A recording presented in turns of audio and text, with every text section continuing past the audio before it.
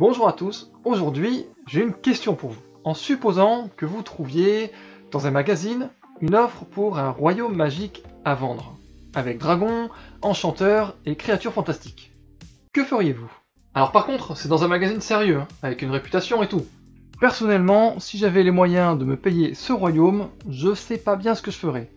Mais je vous propose de suivre Ben Holiday, le personnage principal de Royaume magique à vendre, écrit par Terry Brooks. On va bien avoir un petit aperçu de ce que ça pourrait donner. Dans ce roman, nous suivrons donc Ben Holiday, un avocat ayant plutôt bonne réputation. Et même si les affaires tournent bien, il est loin de se sentir plein et entier. Et pour cause, depuis la mort de sa femme, il ne trouve plus guère d'intérêt à la vie. Peut-être est-ce pour cela qu'il est prêt à tout plaquer lorsqu'il découvre dans un magazine une publicité pour un royaume magique à vendre. Même si ça paraît complètement fou, il a les fonds et une clause fait mention d'une période d'essai. Alors pourquoi pas? Sauf que le royaume n'est pas en si bon état que ça. Maintenant qu'on a le décor, je vais vous dire un petit peu ce que j'ai pensé de tout ça. Alors forcément, il y a des pour et des contre, mais pour commencer, j'étais un peu dubitatif. Heureusement que cette idée qu'une personne de notre monde puisse acheter et du coup intégrer un royaume magique m'avait vraiment attiré, parce que j'ai trouvé le début un peu long. Surtout qu'on ne suit pas un personnage qui brille par son enthousiasme. Heureusement, l'histoire du royaume magique à vendre survient quand même assez vite dans le roman, sauf que, avant de pouvoir en profiter, il faut quand même bien lire le contrat, les petites lignes, et prendre le temps de mûrement réfléchir. Ça se tient, tout le monde le ferait, et en plus, lui c'est un avocat, donc il est plutôt procédurier. Sauf qu'on veut connaître la suite, on veut rentrer dans ce royaume. Mais je vous rassure, la suite finit par arriver, et quand elle arrive, on est servi. Franchement, j'ai bien aimé ce que l'auteur a fait de son univers, qui est donc vraiment merveilleux.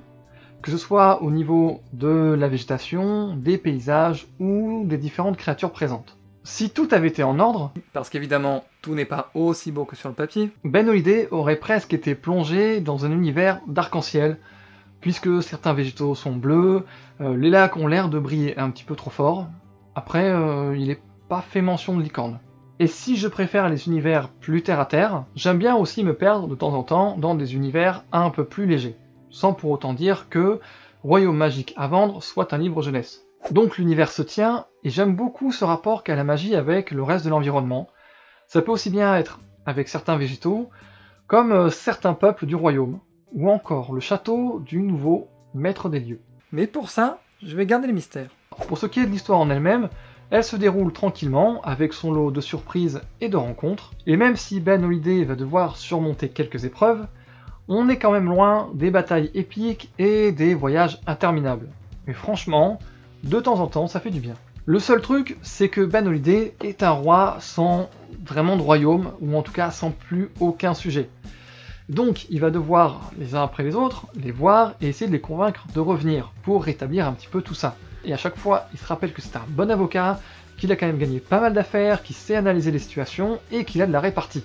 Sauf que ça ne marche jamais. Et au bout d'un moment, c'est pas lassant, mais ça commence quand même à devenir un peu prévisible. Même si quelque part ça amène à la suite, parce que quoi qu'il fasse, quoi qu'il dise, il va quand même falloir qu'il trouve une solution, et c'est ça qui va le pousser vers l'aventure. Ensuite, pour faire un petit peu vite de ce côté-là, il y a une histoire d'amour. Non. Eh si. Et personnellement, je trouve que ça va un peu vite. Ou alors, qu'il y a un revirement un peu trop brusque. Pour moi, ça sent un petit peu trop de détails forcés. Mais ça, comme le reste, chacun son point de vue. Dernier point que je voulais aborder avec vous, ce sont un petit peu les différents peuples et les différents personnages. Puisque Terry Brooks a quand même essayé de créer un univers assez riche, assez complet, où on a un petit peu d'un côté les humains avec leurs intérêts propres, et de l'autre côté plutôt des créatures féeriques, qui quelque part ont aussi leurs propres intérêts. Certaines, on va dire, sont un petit peu méchantes, c'est-à-dire qu'elles sont pas du tout en accord avec les humains, et d'autres sont plus proches de la nature. Ce qui va permettre justement certains points qui sont un petit peu écologiques dans le sens où les humains vont faire leurs propres affaires et vont peut-être détruire les terres des autres. Et ça, c'est des questions qui sont quand même relativement ancrées dans notre temps à nous, dans notre monde à nous, mais je trouve que c'est quand même toujours intéressant de voir des livres qui parlent un petit peu de tout ça aussi. Après, même si certains peuples ne sont pas forcément inventés de toutes pièces, ils ont quand même leur originalité et amènent justement des touches un petit peu de découverte dans cet univers-là. Ensuite, au niveau des personnages qui accompagnent un petit peu le roi, il y a quelques touches un petit peu d'humour, mais ce qui est bien géré, c'est que justement cette dose d'humour est bien dosée et ne tourne pas du tout au burlesque. Et ça, quelque part, c'est bien, c'est pas toujours évident de gérer justement cette dose-là. Donc, on a à la fois quelque chose d'assez complexe et d'assez léger, qui va pouvoir permettre justement de poser pas mal de quêtes, de problèmes au roi, ou d'aventures possibles. Je préfère vous prévenir, je n'ai lu que le premier des 6 tomes qui composent ce cycle.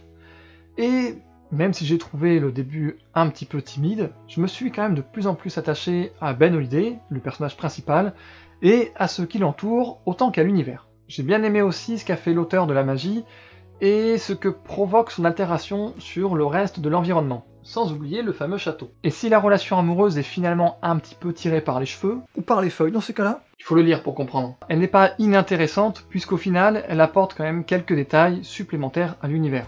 En somme, ce n'est peut-être pas mon roman favori, mais il n'est pas désagréable à lire, et même l'intérêt se révèle au fur et à mesure. Merci beaucoup d'avoir suivi ce nouveau retour sur, et j'espère maintenant que vous avez un petit peu une idée de ce que vous feriez si vous tombiez sur une pub comme celle-ci. Mais quel que soit le contrat, faites toujours attention aux petites lignes. Allez, à bientôt pour de nouvelles aventures.